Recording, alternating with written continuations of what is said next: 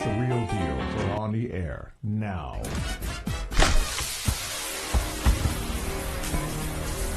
And now, live from the Swords of St. Michael Studios, it's The Real Deals. Kenneth and Farah Deal. Hey everybody, it is I, Brother Kenneth, and it is the time for the Real Deals show. I hope your daylight savings times synchronized internal clocks aren't off. It is 8 p.m. Central here, and on board with us as usual is Farah, an Irish woman. We got some Irish Spring today at the store to celebrate St. Patrick's Day. A 10-pack at Walmart. How about that? It was on sale. Imagine that. But hello nonetheless. Thank you for joining us tonight, and for all your supporters who we are honoring on the top of the scroll.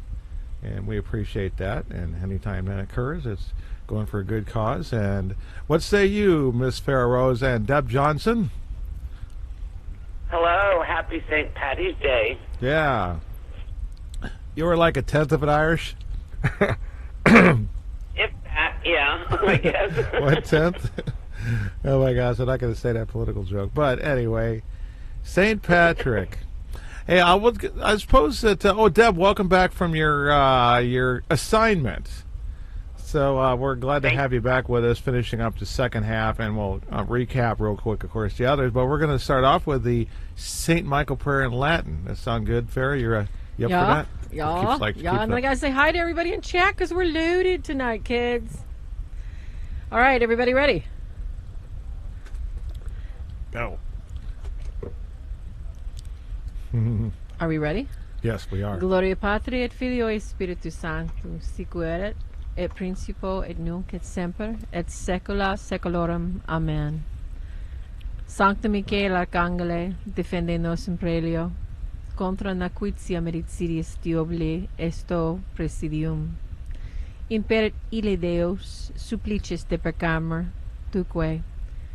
Princeps maletia celestis, Satana maliosque, spiritus malignos, qui ad perditionem animarum pervegantur in mundo, divina virtute, in infernum detrude.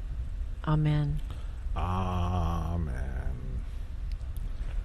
Okay. O Mary, conceived without sin, pray for us who have recourse to thee.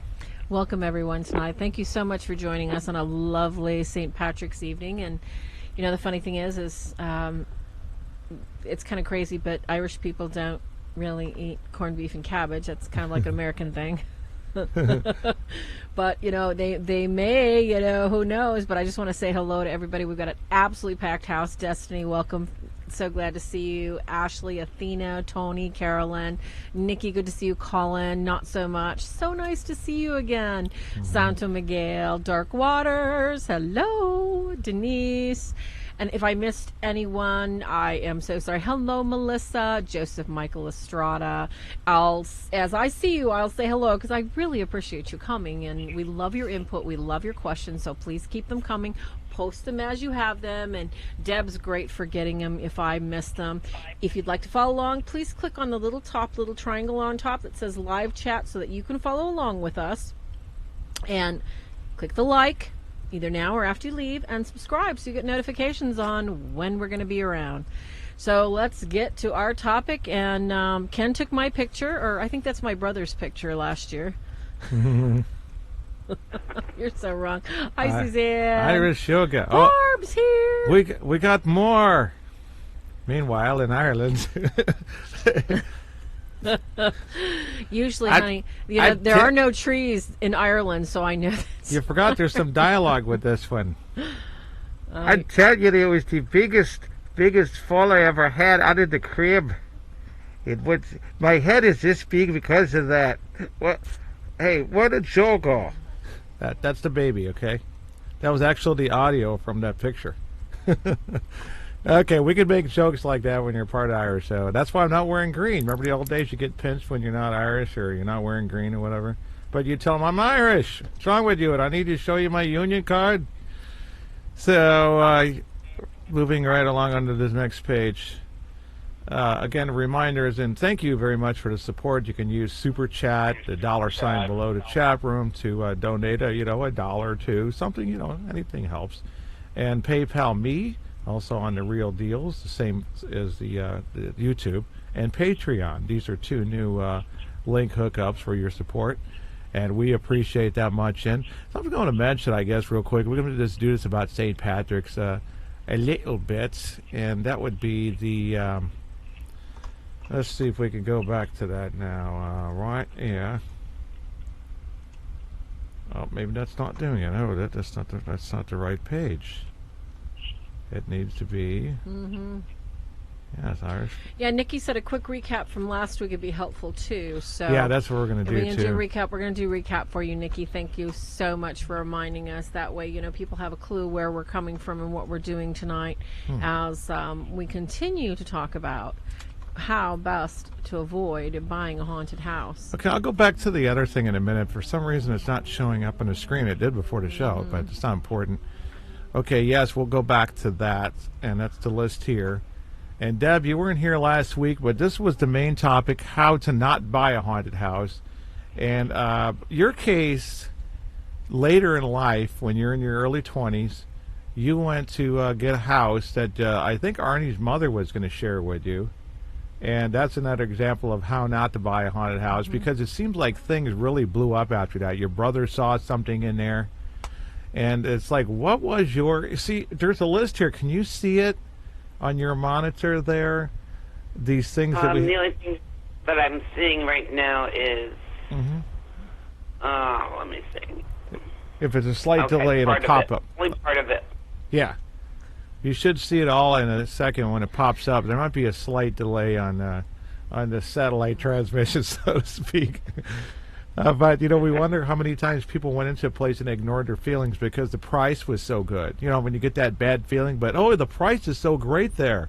Or one of the people, the husband or the spouse, and more often we find it was the spouse, the mother, the wife, who actually liked the creepy old house. Well, it wasn't creepy. That's the thing.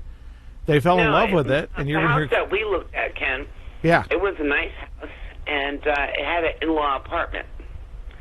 So Arnie and I thought, well, him and I will take the in-law apartment, and his mom and all his sisters can have the house, Yeah. But nothing turned out like it was supposed to. Yeah. I don't even think you spent the night there, did you? No, I never spent one night there. Wow. My mother-in-law did. Yeah. And how? I think she stayed there 3 months until she could get out of it. Yeah, 3 months to get out of the lease, basically, right? No, she was being terrorized. Oh, wow. Her and the daughters were. We could almost talk to her on a separate show. Haven't thought much. She passed away. Oh, yeah, that's right. Sorry, Arnie. About 5 years ago. Oh, God rest her soul. Prayers. But that was an example of buying a house, and it didn't seem like you were in a hurry. It didn't seem like that you were rushing to the idea because it was a good deal, right? Yeah. Yeah. And it was a rental, so some people buy a house and you get stuck in it and you pay your closing costs and everything else, and you're kind of in a rut for a little bit in the first 2 years. That's what we're trying to do, avoid these types of situations, folks. And it's happening more and more, especially over in these older areas. Oh, exactly. Where they have these much older houses. St. Louis is a good one for it, too. Well, it's a lot easier to get out of a rental house to move out, to pick up and move out, than it is when you own your own home. Yeah. Because people put everything into their home, then they don't have the money to move. Yeah. Yeah, it's a trap, and I'm sure the demons that are playing with you know that. We went as far as the fifth one, Farah. I think the sixth. They left to bed. Yes, I remember talking about that. Well, just to recap, everyone, what we discussed last time, we were discussing the fact that buying a home and purchasing a home is a major life decision. It not only affects you, but it affects everyone that you will live with. It affects your family. It affects people that you invite over. Your choice of a home or a domicile will say where you put your faith, where you put your value, where you put your time, and it also says where you're going to pray. So in the last episode, we basically kind of pulled together a bunch of things that are good to talk about, to discuss with the people that you're going to be living with, your mother, your father, your family, your wife, your brother. You know, you need to pray. You need to think about this decision. You don't need to jump into it. And, you know, we don't need to lean on our sensibilities and say, oh gosh, I just love this place. And that's why we said, you know, don't let your wife or your girlfriend pick it out before you guys get married, because you really want, instead of basing a decision on feeling, loves, and likes, you want to base it on God's will for your life. That's the best way to go. And then we also went over some things about talking to the neighbors, finding out who's in the neighborhood, what are the local schools like, you know, was there, you know, skirmishes there, like, you know, Civil War experiences? Were there any major massacres in the area? Was there a sanitarium torn down and homes built in the area? You want to find a little bit about where you're moving, who's your neighbors, that sort of thing. So a little bit of common sense is always a good idea when you're looking at making that kind of, it is a big commitment, no matter what way you look at it. Yeah.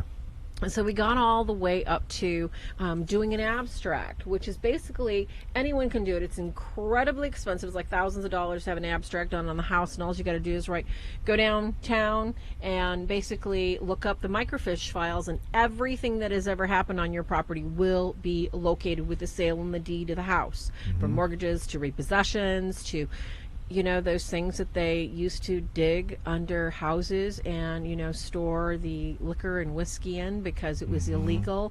Those kind of stills and cellars are sometimes included, sometimes referred to as C extra.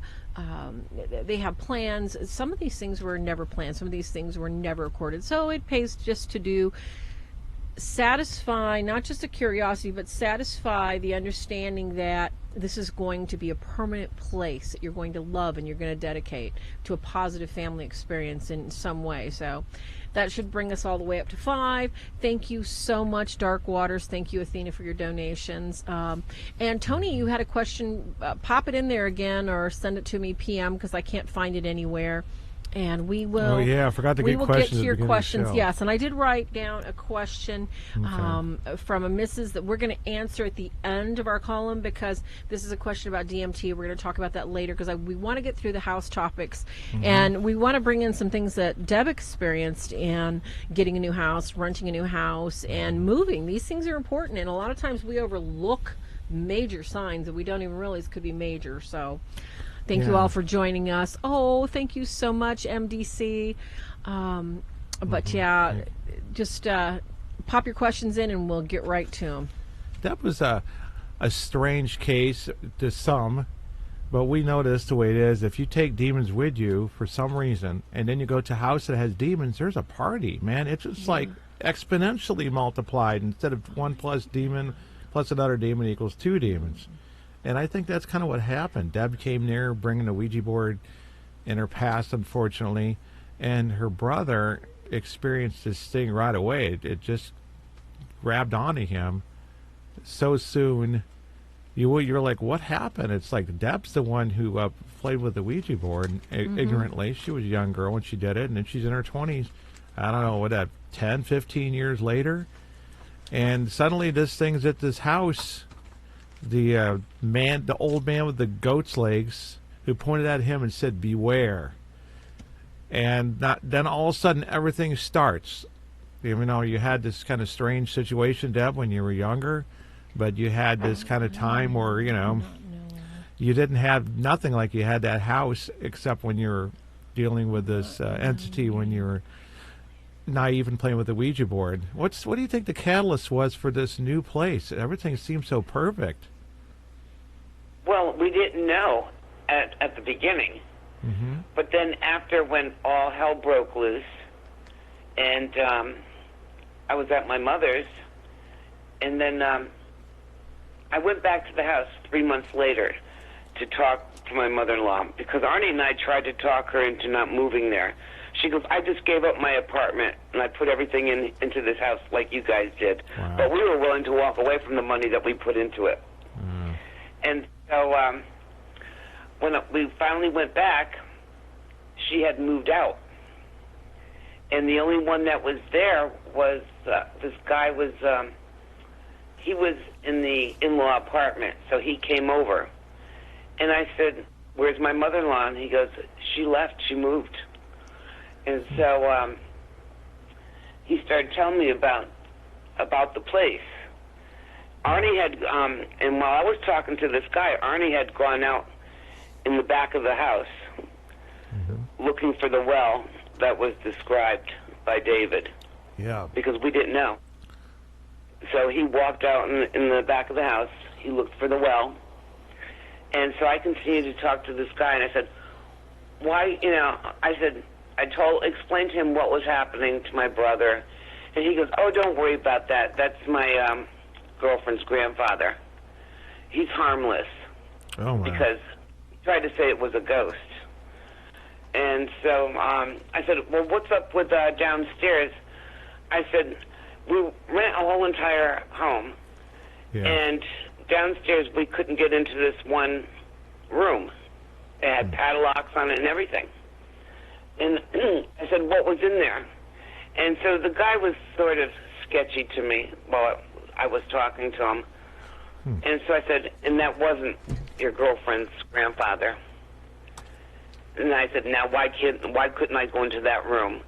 He goes, because they practice black magic. Oh, no. Wow. Look how you fell they into had that. In there, everything in there.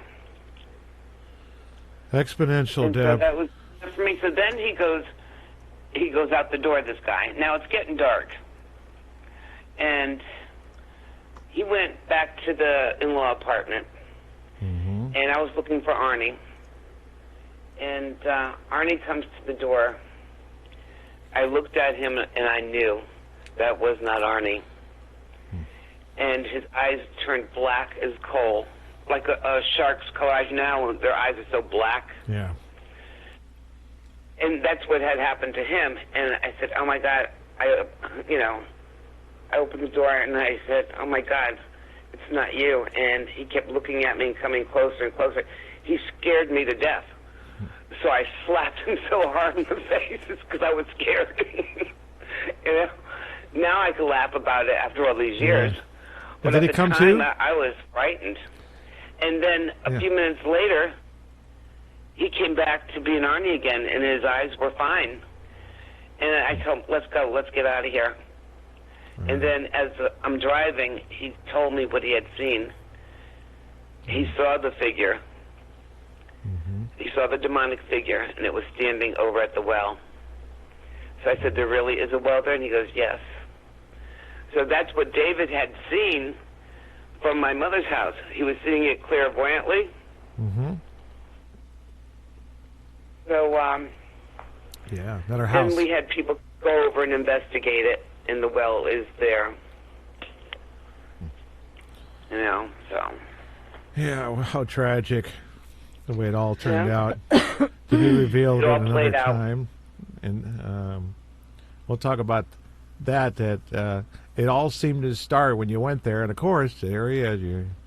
You go right to this place that had devil worship, where something was actually conjured up, and it's still there. Yeah.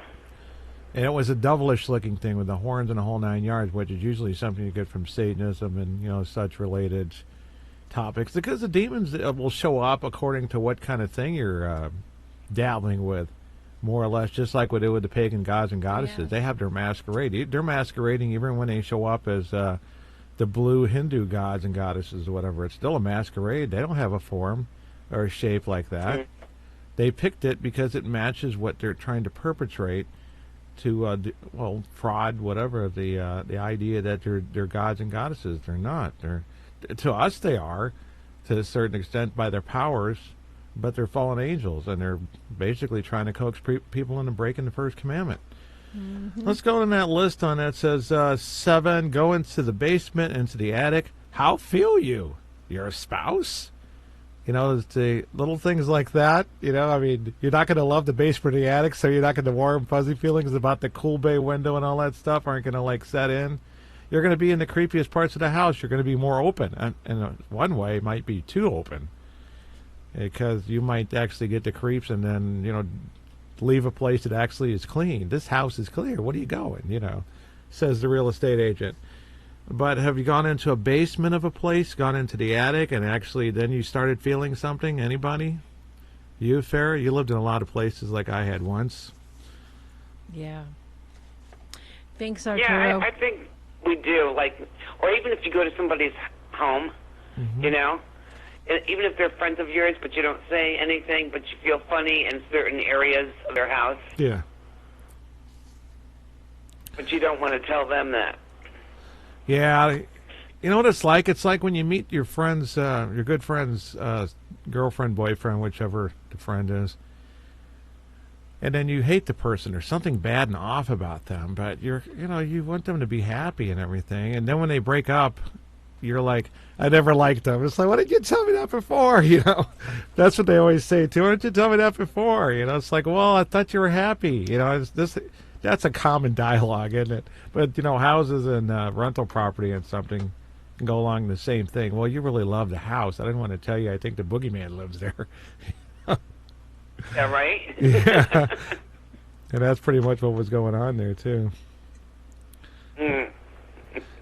But this is not a Missouri law. Some friends of mine tried to get it to be a Missouri law. I don't really know what the updated state list. There's actually states around the country that have a law that if somebody sells you a haunted house or rents you one, and they didn't tell you about it, and I think it has to be a signed waiver. You know, like, hey, I understand the house is haunted. Instead of I did tell them, I did so. You know, because it'll be he said, she said, whatever between the seller or the renter. You know. Oh yeah, I brought that up to the woman who rented us the house. You know, I said, why wouldn't you tell us? Oh, there's nothing there. And then I explained it to her what her daughter's boyfriend had told me. Yeah. And it's like we couldn't get our money back or anything. Nothing.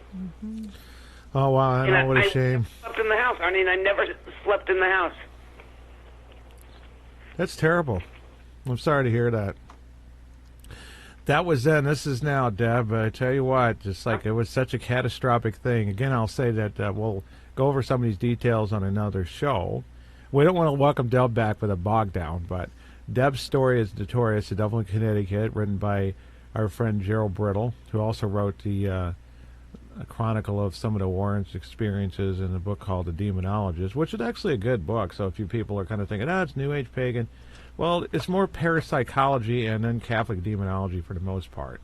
And there, I know there's some things like people get turned off by the word aura, but aura was used by a Padre Pio community, so to speak, to describe that Padre Pio saw 7 layers of colors on people, and then one depicted the spiritual health, one the physical, and so forth and so on. We know that Padre Pio received information, guardian angel, Holy Spirit. It was a gift, and it was like a person in confessions getting up and they're getting, thank you, Father. Do you have something else? And what do you mean, Father? And then he'll tell them what their sin is that they forgot, the affair you're having. And then they'll kneel back down, and then Padre Pio will have gotten it out of them. I mean, he did a lot of great work. That's the work of God right there. But don't be turned off by some terminology, auras and so forth, because... Well, I don't recommend anybody read that book, especially because of curiosity's sake, because there are things in there that if you don't understand them, it leads to more curiosity. So we really have to be careful what we read, Ken. That's true, because if you're not called, it can be an unhealthy curiosity. And you have to pray the whole while that you're learning these things. And that leads into a question that is just perfectly inserted right here. So maybe we can get to it before we move on. Right. But the question from the chat room is, okay, specifically about, these types of curiosities. Watching horror movies considered a bad thing by the church? We had a talk with our diocese. We had a meeting with the bishop. Yeah, you want to start that talk and I'll finish it? That we went in there. We got funded a year and a half ago, in addition to being recognized, referred, and all this other stuff. So when they added funding, sadly, it varies. There was a new bishop that came in Oklahoma, and Father Chad's Our Lady of Sorrows Ministries got defunded by that. And meantime, we got funded in our diocese. And he saw, the tribunal was looking at some of our stuff and saw that, we're promoting, we're giving away 3 free horror movies. I have on DVD. I got too many of them and stuff because I've got a bunch at a garage sale for like less than $1 each. And we watched some of them, like, I don't know, The Box and some other ones. But they thought, no, so they want to make sure when they're fully supporting you and funding you that you're not going to be anyone who's going to be promoting any sort of something that can draw an unhealthy interest. The image of the office it's a very dignified office. And we totally agree with that 100%. So this is one of the things we got to be careful of, being fully in line with the Catholic Church, doesn't it? Basically. Yeah, it works and, out. As Tony was pointing out, too, is that, he had something really cute to say about, it was just too cute. If I can sit down with my Blessed Mother and watch the movie, I'll watch the movie. Other than that, I'm going to do it. But what our bishop said, in short, folks, was that basically horror movies do not have any place whatsoever in a Catholic home. Or in other words, to own them. Or in other words, basically, there's no reason for us to own them. There are plenty of horrors in life. And the reason is because the movies themselves do not venerate God. The horror genre is there to excite our senses, cause us to feel some sort of panic, horror, or fear, and does not in any way, shape, or form lift our spirits or lift us up to look for God in any way. Mm-hmm. So why would we want to own something like that? Well, if that's the case, if we shouldn't want to own it, why would we curious to, watch it? There's a lot of reasons we're curious to watch these things, but what I have to tell people when they ask me about horror movies is I say this, okay, you really have to look at it from a perspective of why? What's the need? I mean, I used to love watching horror movies because I wanted to see if the producer and the director really had an idea what was going on out there. Yeah. Because most of the stuff's made up. Most of the stuff, they take a little tiny kernel of truth and they just blow it like only Hollywood can, totally out of proportion, and it's not real. So what you're doing is you're basically thinking, okay, am I going to have to say a prayer to get these images out of my mind before I go to bed? And if that's your answer, don't see the movie. Don't put it in your head. And as Tony was warning you very correctly in chat, anything that we see, including the images that you're looking right now, the devil can and will use against you at any time, any point in your life. So, do I want what I just watched used against me when I'm having a heart attack, when I'm in a car accident, when I'm in a scary place? Because that's how the devil works. Yeah, I think the devils learn about your reactions and so forth. Not that they don't need, constant information or something. It's like the story about the deacon who was, what could you say, kind of an apprentice to the exorcist. And so they're heading over to an exorcism, and they're having coffee. And then the priest asks him, he says, are you a little nervous? He says, not as much as I am around spiders. So when he get there, and then the person starts to react to the provocation part of the Roman ritual, for example, which is going to provoke it by default, and then they start lashing out or whatever. The demon says, were you expecting spiders or something like that? So how did the demon know that they were having this conversation? Well, you got to realize what a vast network this is, like the Borg on Star Trek. But they don't want to arm them anymore with more of your things. When you complain about stuff, they know that bothers you because you've actually brought it to mouth, to verbalize, or to act on it, that you don't want to give them any more information than they already have about you. And then when you're watching horror movies, they get an idea what scares you. And if you're a kid, they could really use that against you, but adults too, to some degree, you could say. You're giving them some psychological information and spiritual too. I mean, that's just another way to look at it. It's a deeper look, I guess, as Gerald Burrow used to say, behind the veil. But we can take another question in here, especially from the people who have put a super chat support.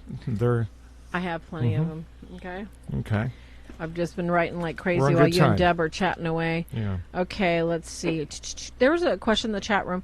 What about somebody that buys a piece of property and they didn't know there was actually some sort of skirmish or fight and Confederate prisoners were killed in a railway accident? What if you find out that after you've already purchased a piece of property? What can you guys do?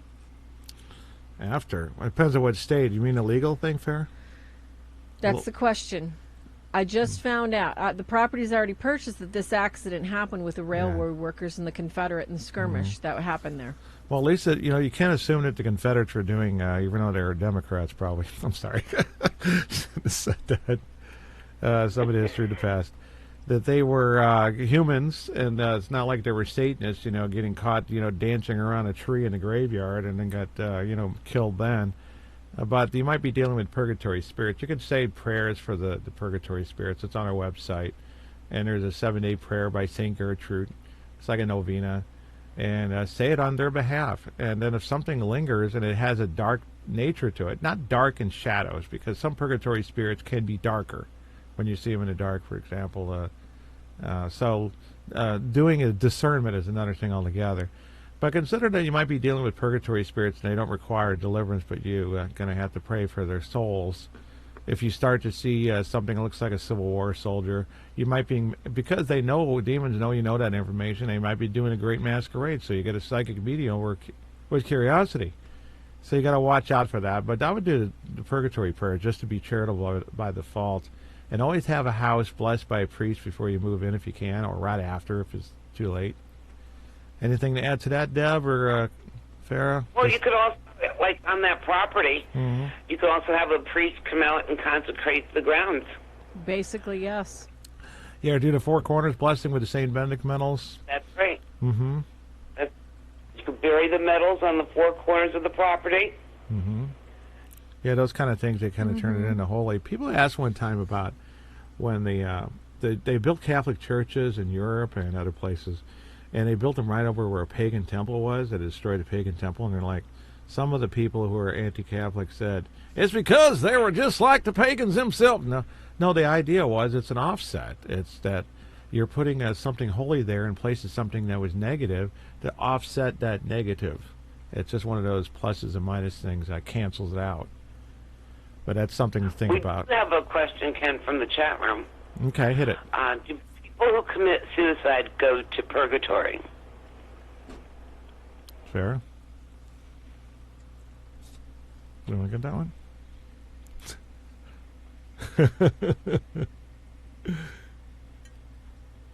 Heroes. I'm waiting for you. Oh, okay. I thought you might want to get that one. Okay, could you reiterate the question, Alex? Okay. People who commit suicide go to purgatory. Do people commit suicide in general? Yeah, anybody who commits suicide. Oh, yeah. Do they go to purgatory?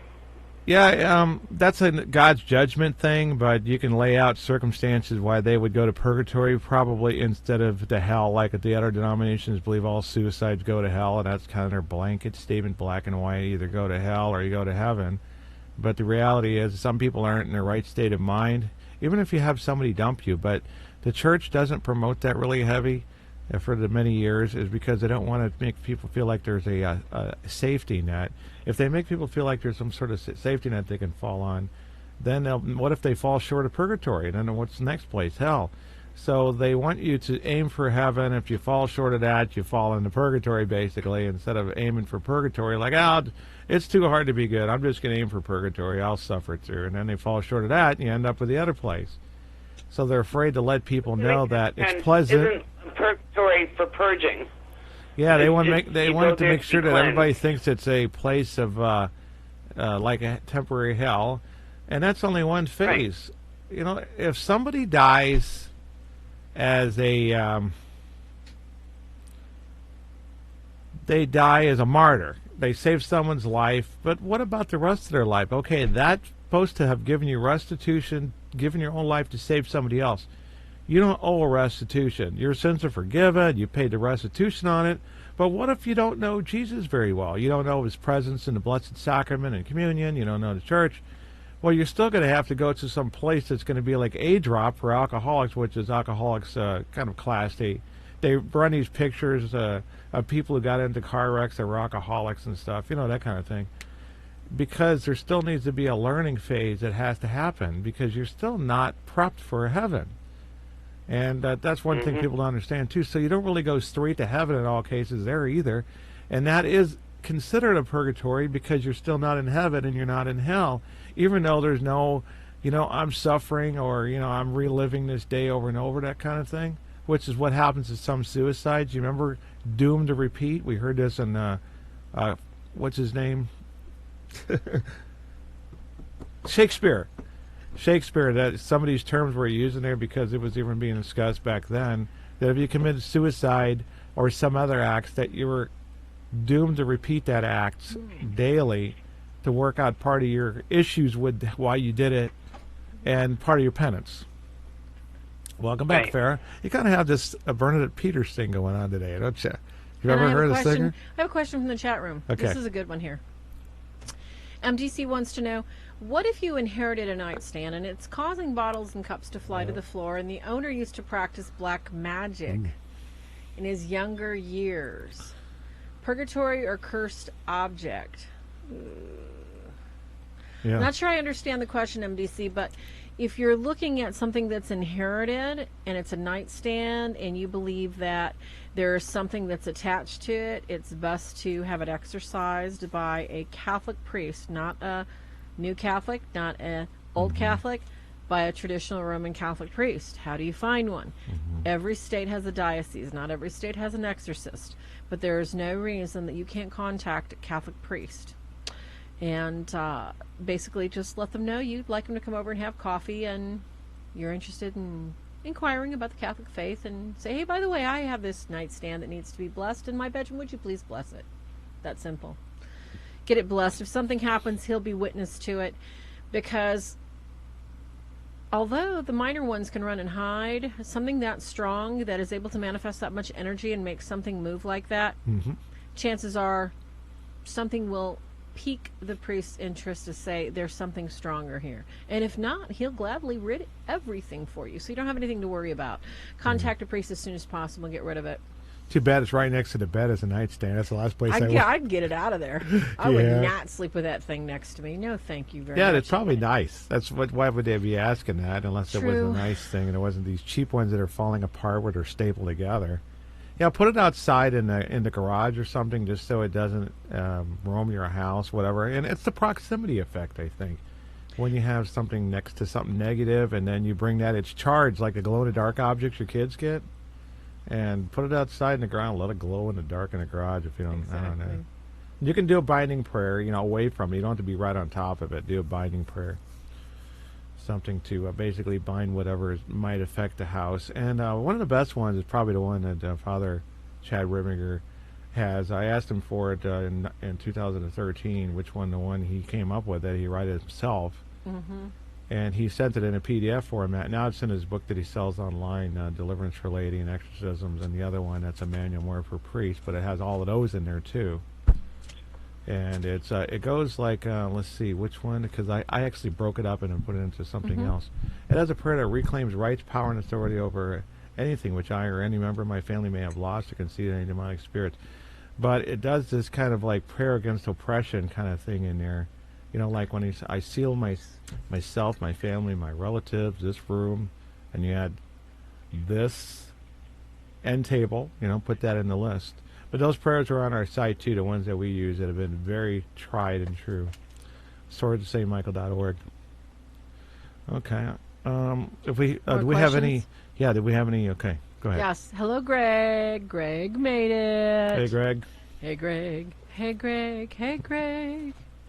All right. The next question that we have from the chat room specifically speaks to what we're talking about, and it's on topic here because this is pretty important. And if we didn't cover it enough last time, we need to cover it again, especially for people who are thinking, how do I avoid getting a haunted house, haunted place to live? The person wants to know, what about renting or buying a condo, an apartment, or how about just a college dorm? Any tips about avoiding these things? Wow. Like for a temporary residence, I can think of 3 off the top of my head. How about you, Deb? Let me see. 3? I don't know. Okay, top 3 things. All right, now, whenever you go into these temporary apartment complexes, number 1, okay, you have to think everybody else there is temporary. So are they staying there a year? Are they staying there a month? Do they have their government visa program that, they're getting everything paid for them so they can be punching holes in the middle of the night in the walls and you don't know? Or are they possibly meth heads that, basically they're on a grant and they're... So I think the first thing that you want to do is use some common sense. You need to know the neighborhood, like we were talking about houses. What is the neighborhood like? Does the neighborhood have a library, a theater? Does it have culture? Does it have the arts? Do you see like at least 5 different types of like Assemblies of God and the Episcopal Church? Do you see a bunch of churches in the area? That's a good sign. Are the churches, are they run down?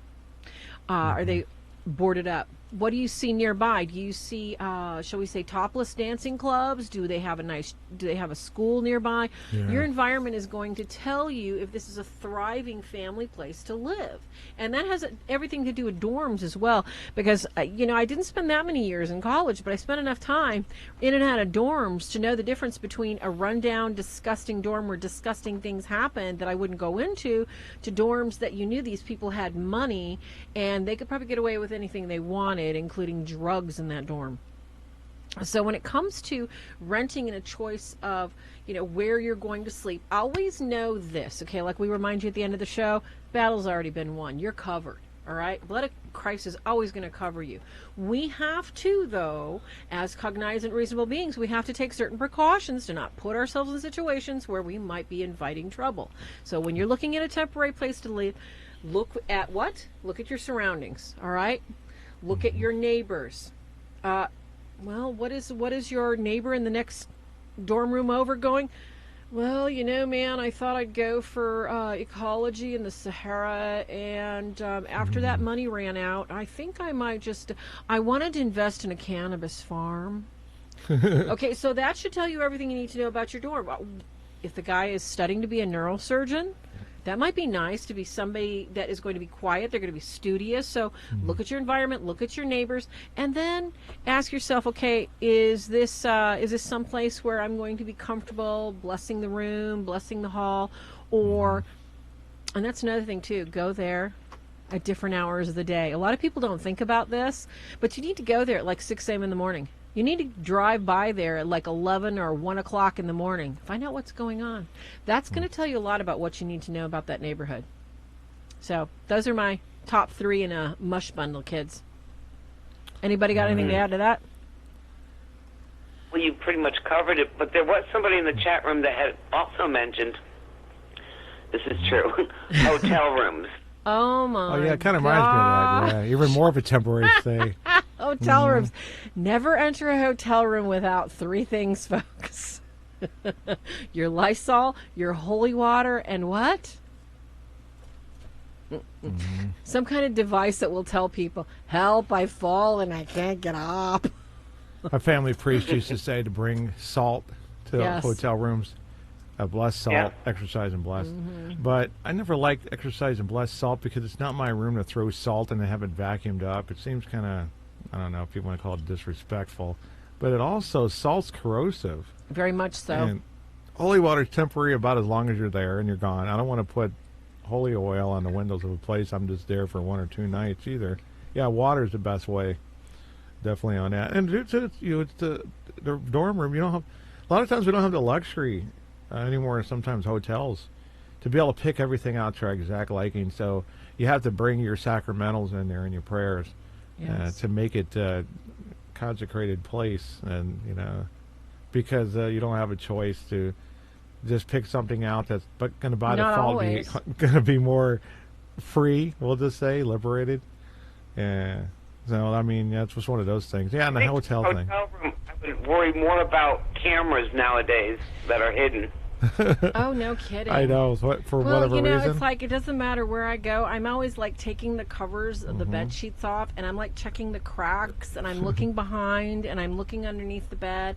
And in the bathroom, I'm like looking in the toilet to see like if maybe there's drug stash in there behind, to see if like there's any like anything taped to the back of it.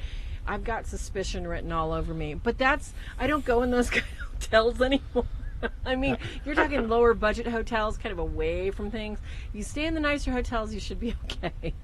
Yeah. Don't worry about the not clean bed sheets or probably first. Remember that one guy used to bring that, I was on Saturday Night Live or something, the black light, and you could see fecal matter or whatever and stuff in there, or they do that on those CSI type of crime scene investigation TV shows. Completely. Yeah, the black lights. I don't want to know. Some things we do not need to know, right? I'll sleep standing up leaning against the wall, and if I ever use one of those things in some of those, no-name brands, even the other ones in small towns. Mm-hmm. Okay, so we covered the dorms, and we covered the temporary renting of apartments. We covered horror movies. Oh, okay. Now, I can't remember if this was Francois who asked the question, but somebody asked the question here, is a little retaliation good? Does this mean that you are getting rid of the evil when you start getting a little retaliation, Ken? Yeah, you remember when we said something about the priest coming over, and if he blesses the end table, that we kind of expect that he'll probably be a good witness, because you don't really get by with provoking unless it's really their high strategy to remain low. When they already know you have a priest over, they figure you probably know something, and sometimes they really try hard, and the bigger, badder devils, the demons that are higher rank, can suck it up, but the lower ones can't. So there's a provocation thing there that can happen. So when you start to get effective, in our case and others who do all of the whole 9 yards to make sure you have all your bases covered, protection prayers, your offerings during the week, and so forth, when they do it, they can't get anything done. In other words, they'd love to have you make mistakes, have a car wreck, that the bank transaction that some person screwed up, actually you lose money instead of catching it. But that's God offsetting this stuff. So you shouldn't get hurt or anything. You should just see that they're trying to, and then you step up to prayers afterwards. But they will show that they're angry in some way, but they shouldn't be able to break anything or affect physically on anything permanent. It might just scare you. You wake up and there's a shadow outside of your bed or something like that, which no one can ever tell me that you're going to get used to that. Even we don't. We see them since we're kids, me and the wife. So. And Carolyn just gave everyone in the chat room an excuse to never go into a hotel room without looking under the bed. Dead bodies. Okay. Oh, no way. I can handle the things I can't see, but dead bodies I just can't sleep with. Okay. Wow. I just can't sleep with. And Tony wants to know if the bed bugs do hot yoga. Please, I hope not. Oh, I know. I haven't experienced any bed bugs before. I was afraid when I had I the make band. them swim out the window. I heard about him from my dad, back in the old days, He was an older lad. God rest his soul. No, he was actually more French than he was Irish. So like quarter Irish. Oh, my goodness. Okay, so you got that question covered. All right, we can go back to that until we get some others. So the Super Chat people take priority, but we pretty much used the questions that we had from anybody in there. That's fine. Don't ignore bad feelings because of the price or the ideal house. We said this a little bit earlier. I said just as you shouldn't marry Satanists just because they're beautiful. I mean, you have to look at the dark side of what it is. The house has this horrible history. Mass murderers. Who bought Ted Bundy's house? I mean, No, that wasn't when they burned down. I know they burnt down that guy that was holding like those 6 girls, but I don't think about Ted Bundy. I think Ted Bundy's house might still be up. I'm pretty sure. Yeah, what if you buy Ted Bundy's house and you don't even know that was Ted Bundy's house? And sometimes that's a surprise. You mean Zach didn't purchase that one either? That's just, that's awful. Well, they mowed down that one that had to do with the that shooting over there in Connecticut. Oh, yes. They totally bulldozed it down. It was a bigger house, too. It looked very kind of much nice. So. That one's kind of self-explanatory. So older houses have more history. This comes right to what we were talking about earlier. Remember that more people coming into a place over a short period of time, that's more history, right, Farah? Oh, gosh, yes. So we're dealing with that on another level. But see, I don't want you people to think that you need to be afraid of any kind of house history. Yeah. The history isn't what's important, it's the invitation, all right? And that's, we were talking tonight about a case that we've got, and you have to look at what your desire is. That's why we were talking about the desire to own a home. And even Tony and I think Carol and a couple of people were talking about, remember that case, the demon from Brownsville Road, Deb, where it's like he was obsessed about owning that house most of his life. And he actually, I hate to say it, but my impression of that book and that case was that he actually enjoyed interacting with it, and he didn't really want to give it up. And I think we have to look at our desire sometimes. Is the validation of something actually there that important, Or can we actually let this go and give it to God? And I think we have to ask ourselves that things when we are invited to take part into something supernatural that could destroy us and put us into an abusive relationship with something supernatural. And we have to remember that by our baptism, we are one body. We belong to God. So we don't need to be afraid of these things. We just want to use caution, err on the side of caution, and take some precautions before we actually make a commitment to something. Yeah, most of the time it's like in rare cases you get scratched. In rare cases you get, I don't know, choked or anything at night, and usually it's something because you did something to bring it in, and the occult to open the doorways or whatever. But it just doesn't suddenly out of the blue happen. There's all these little signs that escalate to that. One of the reasons to buy the history is that more people lived in there. The odds are on that, like, you do something several times a week, you're going to have more of a chance, going to the odds, that something will happen that'll go wrong in that. In other words, it won't be perfect every day because there's a chance that, just like when we start the show, what's going to happen that I start the show in the computer, and this time there's a lot of moisture in the air, and we left the back door open, and it's going to affect the computer. Some of these things can be affected. So the computer reboots in the middle of the show. I mean, the odds are that the more times we do the show when there's a lot of moisture out, and we let a lot of moisture into this room, that those kind of things are going to happen. Well, same thing with the house, right? You got more history, you increase the odds that a Satanist will be one of the people who get a hotel room there, or an occultist, or whatever. Not just big on the Satanists, but anybody who's dabbling in the dark arts and breaking the first commandment. So, yeah, another one that's kind of self-explanatory into itself, and that is number 10. We're almost to the end of the list. Well, we have one more question I want to cover before we get to the last one, because this one's really important. Okay. And, I don't think we explain this enough, because like I said earlier, kids, we got to look at the fact that we're baptized and we are trying to lead good and holy lives. And even as Tony was reminding you in the chat room, most of these demonic infestations have to be invited in. They're not just like a pie waiting on somebody's shelf where you stick your finger in. They basically have to be invited in. The demons, basically, like Padre Pio said, if we could see them, they would block the sun. But they are not allowed to touch us. To a certain extent, they cannot even bother us, except by our own invitation and what we look at and what we allow into our lives. So the question Carolyn had here for us tonight, Deb, I want your input on this too, because this is a really good one. And you know exactly what's gone on with some of the stuff you've had to deal with. Now, if a house is burnt down, all right, that had evil, and something really horrific there and was infested, just people were possessed there or whatever, won't the energy stay with the property? Yes, it will. It needs to be consecrated. Good point. Good point. Without coming up with a metaphysical reason for it, the fact is, and what Deb said is right. That's what I said about proximity, too. What is it that lingers there? What's there when the Curling camera takes a shot and a guy yelled in the room and his outline is still there where he was standing when he yelled?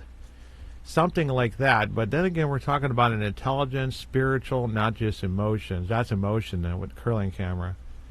And we have to consider that took place on that property. So by burning the house down isn't going to solve the problem. Yeah. How many times people wanted to burn the house down? Remember that? It's like the way they end so many haunted house movies. Even the Fall of the House of Usher, that was the way it went.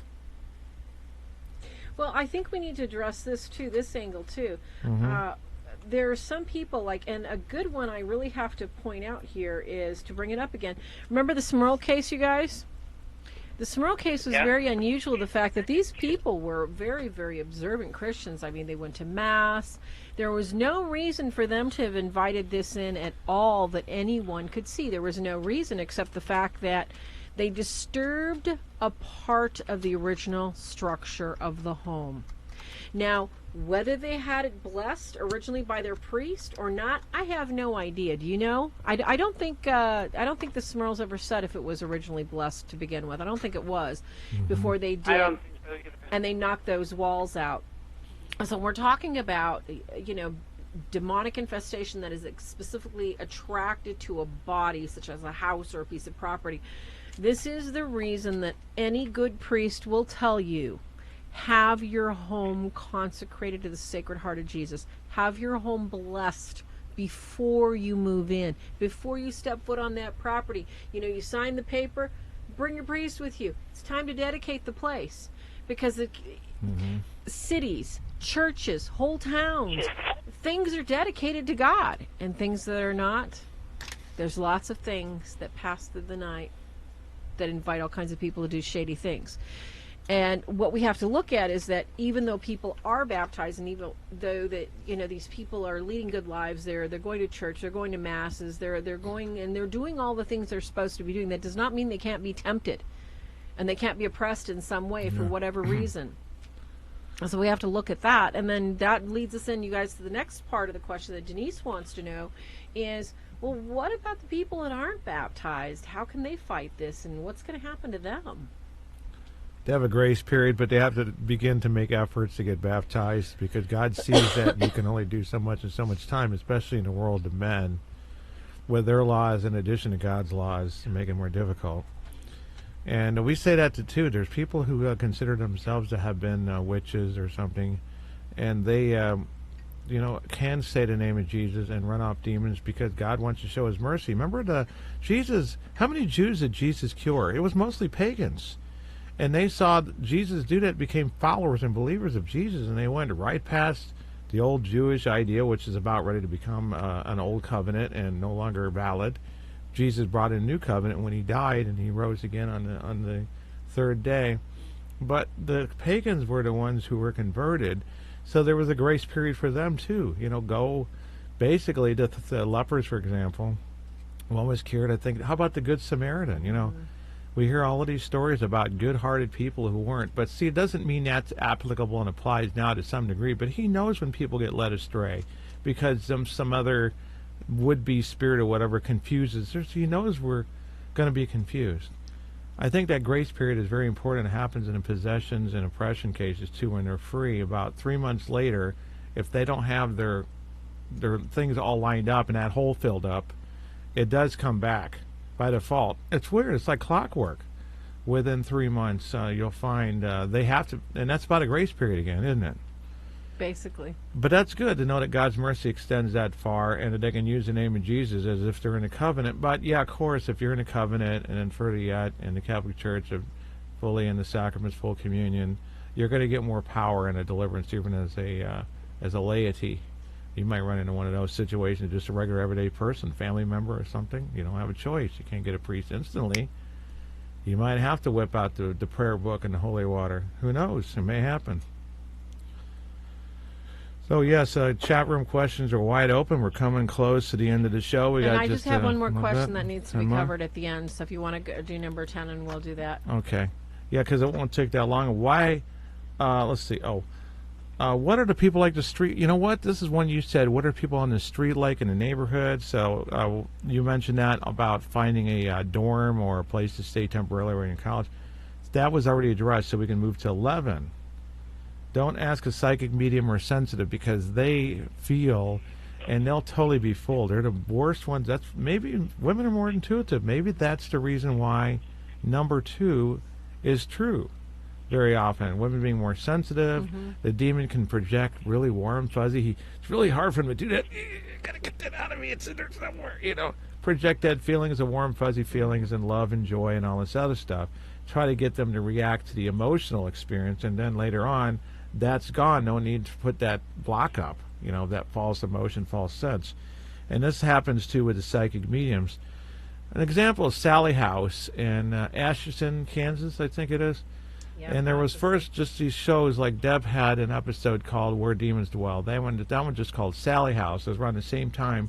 It's when they used to pay people to do the episodes of a haunting. And the couple on there is telling the show, but when it all looked demonic to me, from our perspective, when we were watching this back in whatever it was, 2004, when it first aired, I was thinking, this is demonic. And then a psychic medium comes over there and says it's the spirit of a little girl because she saw it.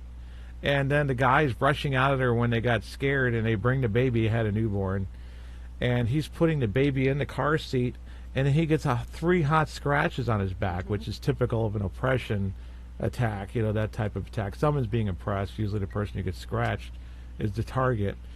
And she's like, the little girl is wanting to protect the baby. Oh, protect the baby from the father, please. Well, guess what? Of course, it turns out to be this, like, big demonic attraction. They turn it into some sort of touring place. And so later on, they figured it out it was demonic, or they always knew it was, and they tried to make it look like we're innocent. And it's hard to say, but the point is don't trust psychic mediums. The Annabelle case, when it was a Raggedy Ann doll, not that weird-looking porcelain doll, a psychic medium told those two nurses who had that doll that a little girl named Annabelle is dwelling in your house. She used to live on the property before it was a hotel, or, what do you call it, apartment. And so the girl... the little girl's spirit told through the medium that she wants to move into the doll. Okay, in other words, infest it. And because she likes the nurses, because it reminds her of her mommy. I miss my mom. It's the masquerade. Don't use psychic mediums, because unless you get don't even trust mystics from the church. People are self-proclaimed, they are. They'll put on the same kind of thing. They're just as blind. Don't trust them. Now, if you get a priest in there, who doesn't tell anybody, but he seems intuitive, or your wife, for example, tends to be that way, but she doesn't advertise it or sell her gift. That can be reliable sometimes, but it's really kind of a toss-up. So I don't recommend it at all. That's the end of that list. So I suppose we can just move to general questions. Thank you, Ashley. Appreciate that very much. And Deb, if you're trawling around there, if you get some last... I have one more question that really needs to be addressed. Actually, a couple of them about DMT and territorial demons. Oh, good, yes. DMT's got to be the last one, because I got some stuff I want to talk about with that. Okay, yes. Now, the question is about, can you explain territorial demons, such as demons of a territory, such as... the state of Kansas, that's a territory, such as the state of Oklahoma, that's a territory, the Louisiana Purchase, that's a territory, the Ozark Mountains, that's a territory. Certain demons have certain rights over a territory. So she needs you to explain, how do these territorial demons operate over property or land or a home? Remember how we're talking about consecration? And we go in there and we have the priest purposely do it, and these things are done. Well, they've been consecrated with sin and rituals, and that gives the demons domain by default. Now, they will be a demon for every government leader, as there is an extra guardian angel for every government leader. But on land in particular, if you had the tribe of Native Americans who were cannibals and they were brutal and savage, that area where they practice all of this stuff and they primarily live because of that savagery and that satanic type of lifestyle, is going to be consecrated to evil because of the acts that were done, just like a house can when you do Satanism in it as a person and an unsuspecting family moves in. So sometimes these are assigned to them and are part of their religion and faith. That's why you see Bigfoot in some areas. That's part of the Native American, not folklore, but it's a demon some of these darker tribes will just say had conjured. That's like when you go down to Louisiana, you'll see these things like black snakes and dreams. All these things are like these ones that people appeased in these dark practices that actually brought forth demons related to that faith. At least that's what they're projecting to be. That's why we don't see the horn demons, that look kind of traditional, until we go into a house that actually had Satanism and conjuring of demons. Most will just show up as completely black shadow formless. They don't have like a particular faith or whatever to follow. You can look at it that way. Why do you see them look like Oscar the Trophy, but they're solid blacker than the black room? Because they're not following any particular faith, Hinduism or those darker Native American ones or Satanism. It's like they're not attached to any masquerade yet. Well, they might not have figured it out, and then when they do, it might be a little girl if you're a parent who loves your children very much. Because if you're a teenager, you'll be like, get out of here, stupid brat. You know what I mean? I miss my mommy. Too bad. I'm trying to sleep. Go away. That kind of thing. Anything to add to that, girl? Sorry about that. Wild tangent. I think you covered that, Ken. Okay, the MDT, is it called, Farah? DMT. Well, DMT. Ashley or Athena just said she's got Indian land plus old unmarked cemeteries on two sides of her. Wow, she's lucky. I think I would just totally salt myself in. I would bury my little Saint Benedict medals, and I would as they say, consecrate it, sanctify your home. It is called an enthronement. I call it consecrating, okay? Because I can't imagine myself anywhere near the throne of Christ because I'm not really worthy, but it's called an enthronement. You get a cute little certificate that says, yes, your home is it. You know, you've definitely been sanctified and you're consecrated. That's why I call it consecration, because we tell people, especially when they're going through tough things, you should have this done once a year. Especially if you have teens, if you've got young people living in the house, if you've got constant engagements with people that may or may not be following as good as they could toward their healing. And you don't need to get enthroned once a year. We're just talking about people that have specific invitations to things that they can't control. I'm going to get that enthronement certificate up. I'll put a scanned copy of it up so you can print it at Kinko's or whatever in color. It looks better in color. And then invite your priest over and then have him bring the enthronement prayers. I'll have them on the site. And then he signs the bottom of it. It makes it more official, enthronement of your home. And then you do the renewal prayer every day, which is like, oh, most sweet Jesus, humbly kneeling at thy feet you're kneeling. We renew the consecration to thy divine heart of our family. Anyway, it goes like that. But I'll put that up. That'll add to it. But that's a great idea because it's one more thing to basically consecrate the house. And that is a better word. I agree with that. On the, you said it's called DMT? DMT is the scientific drug derivative term for the chemical form of ayahuasca. And the question was, is DMT demonic? What is it? Now, all right, now let's go back. We're going to take you back into Genesis here, folks. You know, God made the earth in how many days? 6 days. God saw man and said it was good. All right, he made everything good. All right, and that was what? The Garden of Eden. So if he made this to be good for us, how can something that is derived from a plant be bad? As with everything else God gave us, he also instructed that things must be used in moderation. Not all things were good for us, and not all things could be used for the good of us. Such as, you know, leopard slugs. People like to eat leopard slugs. I can't imagine. I would be hurling chunks for 6 hours, I think, Deb. I can't imagine eating slugs for dinner. To each their own. When people ingest substances like, you know, marijuana is, in its purest form, THC can stop cancer. When it's used to the extent that people are experiencing altered states of joy and recklessness and what is considered a high state of, shall we say, attitude, because, you know, you get a buzz from this stuff, that's a dangerous place. Why? Because you do not retain the full control of your reason of faculties. And when you have no faculties of reason, the demons are in control. So is DMT demonic? Of itself, no.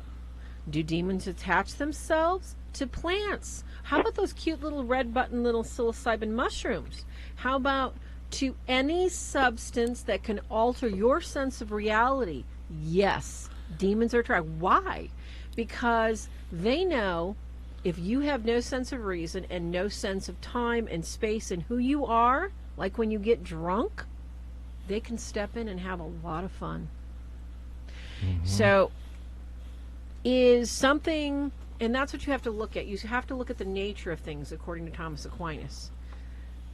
Is it the nature of a jaguar to be evil because he eats meat? No. Is it the nature of a trained dog that has been torn, or has torn your pet to shreds because he's been taught to kill? Is that evil? No, the person that did that to the dog was evil. So is there intrinsic evil in taking ayahuasca to where you are destroying your sense of reason and you are seeing these fabulous visions of things that talk to you and interact with you? Is that evil? Depends on your perspective. If you're running with the devil, you don't see any harm in it whatsoever. But if you're looking at from a mother's perspective, from a sister's perspective, you're like, oh Lord, how can I pray away this evil? What can I do? What can I do? Prayer is basically your only tool. Prayer is your salvation. So no, I do not believe ayahuasca is evil. I believe ayahuasca is not meant for human consumption. It is not meant to be used for a mind-altering drug, but because man is what? Curious. Man has a tendency to find all these sad substances that he can escape in. And I think... Is this supposed to be natural? Ayahuasca is. Ayahuasca, in its natural form, is like the cocoa leaf that they chew on. It's mildly soothing, like belladonna. A little bit of belladonna is very mildly calming, but you eat too much, man, you could die. Mm-hmm. So, yeah, I think they curse it too. Very, like consecrating it to evil. Yes. So, yeah, this is a very strange topic. Ironically, I was talking to Farah about this, filling in that I ended up in a conversation with somebody who I think was morally not talking to me like he wanted help. And there is a pattern. They start off seeing these elf-like creatures, and eventually they go to a higher-up demon, and it's a demon that looks like it appears as a praying mantis, a big, tall one, and a female one, like it's a mother. And the shared experiences, it's very strange and very, it's demonic, but it's like it's its own religion. So I hear the dog in there yelping and stuff a lot. I don't know what that's all about. Like, good grief, we're not cooking anything. Our little poodle lady's in there making all this noise. How come I can't come play? Yeah. I know. But we're going to go and we're going to research a little bit deeper on that. But, yeah, there's like, I heard Alex Jones go off on the Joe Rogan show and Steven Crowder, and he went into great details. All right, Alex, okay. Yeah, he believes it's demons, too. He says it's biblical, it's in there, and it's to be expected. Oh, yeah, he's right on that stuff. I mean, it is totally demonic. I got to go get that now. Yeah, I know. Folks, it is really, the dog is carrying on. We're probably going to go in and we're going to find a loaf on the bed, but she carries on like that. Obviously, the dog can't wait any longer at the end of the show. But, you guys, I don't remember what the other question was on the drug that we were talking about. But we're going to do more looking into it because I'm just now making the connections. Now, I do know in the old days that I heard the stories about the LSD. Luckily, I never got involved with that. I didn't want to. I always felt like it was going to give me brain damage like they told us in junior high.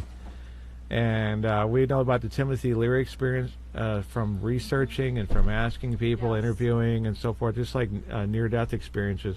And the witches always had, Satanists or whatever, when they conjure a demon, they take a drug that does that kind of mind opening so they can see the demons that they're conjuring, and they do all see the same exact thing. Now he's moved over there by the picnic table, if it's in a park or whatever. They all see the same thing, and that shared so-called illusion thing is not an illusion at all. It's done something that they all connected themselves to, and they're seeing something that is there, but other people don't see it, like us. So there's something very evil about it. I'm afraid this culture or whatever it is going to grow, and they're going to think it's UFO aliens, which is what it's trying to pretend to be, and they're going to fall for it. Maybe that's the way the Antichrist will come, and I don't know. Mm-hmm.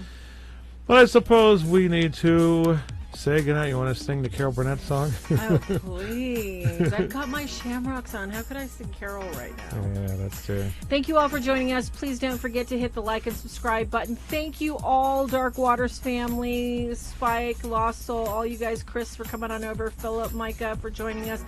It was so good to see everybody tonight. I hope I got to everybody's questions. And if I didn't, please make a note, and we will try to get to it next week. Thank you so much. Hit the little bell button so you can see us again. You know what? We've enjoyed it. We got 61 watching. I need some thumbs up so we can get the stuff out to everybody else. Never forget, the battle's already been won, and we're here to help you guys win the fight and win it right. So keep the questions coming. Happy St. Patrick's Day. Don't let the luck of the Irish hit you on the way out, kids. Night, Deb. Happy St. Patrick's Day. Night, Tony. Night, Ash. Same time, same channel next week. Night, 8 Denise, Colin, Central, 9 p.m. Eastern. I'm not sure what the topic's going to be, but be here we will, and we'll see you. Fear the Great White. Hey. Sweet dreams. Thanks for everybody listening and supporting. Don't let the bed bugs bite. God bless everybody. Until next time. Night. Pronto.